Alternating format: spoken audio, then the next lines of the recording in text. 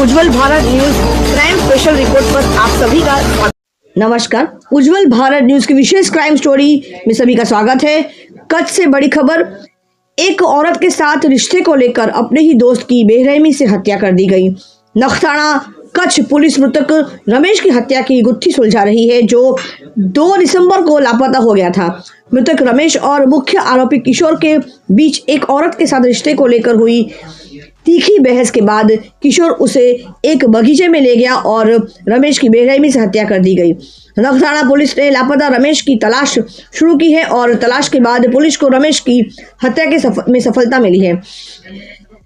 जांच के बाद ही पता चलता है कि सूत्रों के मुताबिक फिलहाल मुख्य आरोपी और सह आरोपी को गिरफ्तार कर लिया गया है और जांच के दौरान चौंकाने वाली बातें सामने आई है। पश्चिम कच्छ जिले के पुलिस चीफ ने इस मामले की जानकारी भी दी है। आज समय ऐसा आ चुका है कि दोस्ती के आड़ में भी लोग कभी भी किसी का भी हत्या कर सकते हैं। तो रिश्ते जो है आज कमजोर होते जा रहे हैं, रिश्ते की डोर जो है आज वो कमजोर होते जा रहा है। आइए सुनते हैं इस बारे में नखताना पुलिस के अधिकारी इस विशेष क्राइम स्टोरी के बारे में क्या कहते हैं। ब्यूरो रिपोर्ट केतन सोनी जी के साथ मुख्य संवाददाता। नमस्कार, धन्यवाद। नखत्राना पुलिस स्टेशन में 3 तारीख को रात को 8:30 बजे नखत्राना तालुका के मरु गांव के निवासी राजेश पुंजा भाई आए और उन्होंने बताया कि उनका जो भाई है रमेश पुंजा भाई, वो एक दिन पहले यानी कि 2 दिसंबर को रात को 9 बजे के आसपास ये कहकर घर से निकला कि वो अपने मित्रों के साथ बैठने के लिए जा रहा है और तब से अब तक यानी कि उस बात को 20 घंटे हो गए थे, लौटा नहीं है। तुरंत इसकी नोंद लेते हुए नखत्राना पुलिस स्टेशन में नखत्राना पुलिस की टीम के द्वारा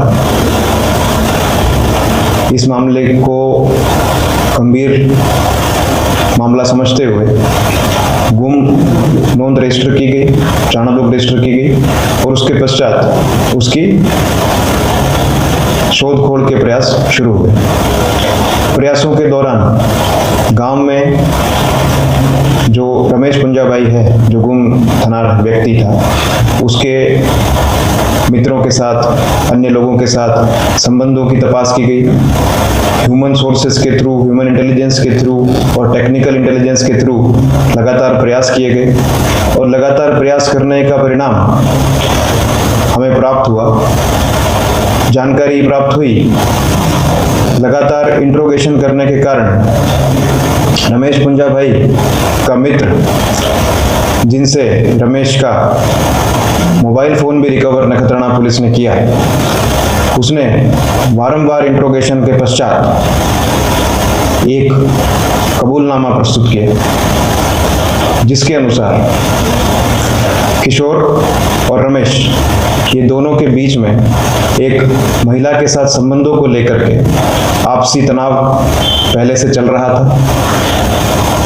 रमेश के एक महिला के साथ संबंध थे, इसकी जानकारी किशोर को प्राप्त हुई तो किशोर ने भी उस महिला के साथ संबंध रखने का प्रयास किया और उस महिला ने किशोर को इंस्टाग्राम पर ब्लॉक कर दिया। इस बात का मन दुख रखते हुए रमेश और किशोर में झगड़ा हुआ कुछ दिन पहले और उसमें बाद में आपस में बातचीत के द्वारा समाधान हुआ और दोनों साथ में फिर से मित्र के रूप में रहने लगे। लेकिन किशोर कहीं न कहीं इस बात से लगातार प्रभावित था और उसने 2 तारीख को अपने कपास की जो फसल थी उसका बेचान करके रमेश को अपने खेत में भोजन के लिए आमंत्रित किया। आमंत्रण पाकर रमेश और किशोर दोनों मोटरसाइकिल पर रात को 9 बजे के आसपास किशोर की वाड़ी में जाने के लिए रवाना हुए और रास्ते में उनको विनय उर्फे सुमित, जो मरुगाई निवासी है, वो भी उनका मित्र है, वो मिला और उसको भी वो अपने साथ में वाड़ी पर ले गए। वाड़ी पर जाने के बाद में रमेश और किशोर में एक बार फिर से वो महिला को लेकर के बातचीत शुरू हुई और आपस में झगड़ा बढ़ गया, जिसके चलते किशोर ने रमेश पर फावड़े से वारंवार वार करके उसकी वाड़ी में ही हत्या कर दी। हत्या के पश्चात जो हकीकत किशोर ने बताई वो इस प्रकार है कि उसने मर्डर के पश्चात सारे पुरावाओं को और डेड बॉडी पुलिस को ना मिले इसके लिए कुछ प्रयास किए। उसने सबसे पहले तो कुल्हाड़ी और धारिया की मदद से रमेश के शरीर से उसका सर अलग किया और उस सर को वाड़ी के ही 1 नंबर के बोरवेल में डाल दिया और उसके ऊपर पत्थर डाल दिया। इसके पश्चात रमेश के दोनों हाथ अलग किए और दोनों हाथों को दूसरे नंबर के बोरवेल में डाला और रमेश की चप्पल को भी उस बोरवेल में डाल दिया। तीसरे नंबर के जो बोरवेल था उसमें उसने कुल्हाड़ी और धारिया को एक थैली में डाल करके उसमें डाल दिया और उसमें भी उसने पत्थर डाल दिए। इसके पश्चात एक जूना कुआं जो गांव में था उसमें भी उसने वहाँ जो माटी थी जो वहाँ पे लोही लग गया था मर्डर के स्थान पर, उस लोहे मतलब जो खून था वहाँ पे, वो खून से भरी मिट्टी को एक बैग में डाल करके वो जूने कुएं में उस बैग के साथ उसको डाल दिया ताकि पुलिस को भविष्य में पुरावा ना मिल सके। इसके अलावा उसने जो रमेश का शरीर था उसको वाड़ी में ही 174 सेंटीमीटर लंबाई का और लगभग 2 से 2.5 फीट की गहराई का गड्ढा खोद करके उसमें प्लास्टिक की थैली में डाल करके उसमें माटी डाल दी। इसके पश्चात रमेश ने जब पुलिस 3 तारीख को रजिस्टर करने के बाद 4 तारीख को लगातार उसको ढूंढने का प्रयास कर रही थी रमेश को, तो किशोर ने रमेश का फोन पुलिस को रजू किया और पुलिस को गलत दिशा में दौड़ाने का भी प्रयास किया। लेकिन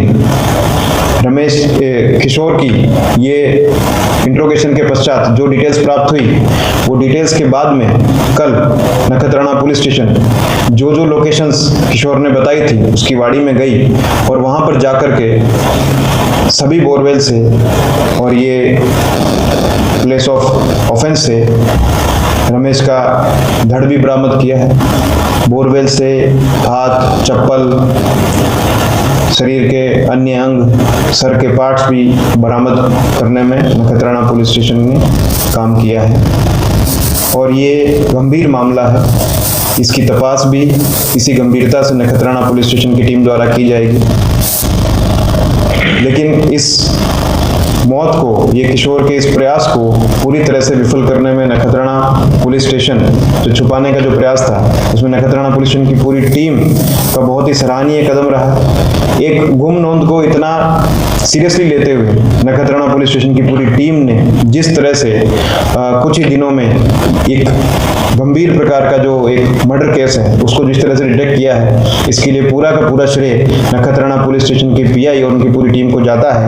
तो नखत्राणा पुलिस स्टेशन के हमारे जो टीम है जिन्होंने इस केस में रात दिन एक करके इसको डिटेक्ट किया है, उसमें नखत्राणा पुलिस स्टेशन के हाल ही में डीजीपी डिस्क से सम्मानित हमारे पीआई एम मकवाना और उनके साथ में PSI RD Begadia, MV Shamda, ASI Pinkraj Singh Solanki, Virendra Singh Jadeja, Jayanti bhai Majhi Rana, police head constable Dilip bhai Damor, Mohan bhai Ayar, Narendra Singh Soda, police constable Mukesh bhai Modi, कुंपा भाई चौधरी तथा दामजी भाई जयपाल, ये सभी को इस डिटेक्शन का पूरा क्रेडिट जाता है। मामले की जांच जारी है। हमारी टीम सभी वैज्ञानिक पुरावाओं को वैज्ञानिक तरीके से कलेक्ट कर रही है। एक्सपर्ट्स की भी ओपिनियन ले रहे हैं, राय भी ले रहे हैं। बोरवेल संचालकों के साथ भी हमारा लगातार संपर्क है क्योंकि बोर की गहराई काफ़ी है और अन्य चीज़ें भी बिल्कुल साइंटिफिक तरीके से बरामद हो, इसके लिए हम लोग प्रयास कर रहे हैं। इन्वेस्टिगेशन अभी जारी है। नमस्कार। इसमें जो 2 बंदे उसके साथ में जुड़े थे जो आपने बताया, इसमें एक व्यक्ति उसके साथ जुड़ा था किशोर का, उसका नाम है विनय उर्फे सुमित, वो भी इस क्राइम में शामिल है। सर आरोपी को कैसे टिप्स मिली थी? कोई क्राइम शो देखा था? कैसे पूरी वारदात पहुंचा? ये आरोपी से अभी इंट्रोगेशन जारी है। अभी हाल ही में आरोपी से जो इंट्रोगेशन हुआ है उसमें हमारी प्रायोरिटी ये है कि आरोपी जो हकीकत बता रहा है उस प्लेस पर जाकर के हम वो चीजें पहले बरामद कर लें। डिटेल इंट्रोगेशन अभी हमारा उसका बाकी है, वो भी हम लोग करेंगे। सर वो बोरवेल में ऐसी घटनाएं को अंजाम घटना बनती जा रही है। हाल ही में एक बनाव सामने है और जो खेडूत मालिक है उनसे आप क्या अपील करेंगे? जैसा पिछले 1 साल का अनुभव है उसमें बोरवेल में जाने की 2 घटनाएं बनी हैं। पहले एक लड़की की घटना बनी थी, उसकी उम्र भी बालिग थी वो, और अभी एक रिसेंटली एक लड़के की घटना बनी है बोरवेल में जाने की, वो भी दोनों बालिग हैं। दोनों ही बोरवेल पूरी तरह से ढके हुए थे और व्यक्ति ने सुसाइड करने के मकसद से वो बोरवेल को हटा करके उसमें जंप लगाया है। तो ये सुसाइड का जो एमओ है ये थोड़ा सा चिंतित करने वाला है, क्योंकि बोरवेल में फिर उसको बचाने के प्रयास में भी एनडीआरएफ की टीम को, आर्मी को, सभी को जोड़ना होता है और उसमें काफी समय लगता है। प्लस वो बॉडी को रिकवर करने में भी पुलिस को काफी और अन्य प्रशासन के अन्य अंगों को भी काफी मशक्कत करनी पड़ती है। Thanks for watching UP News. Like and comment, and don't forget to subscribe for latest updates. Subscribe our channel.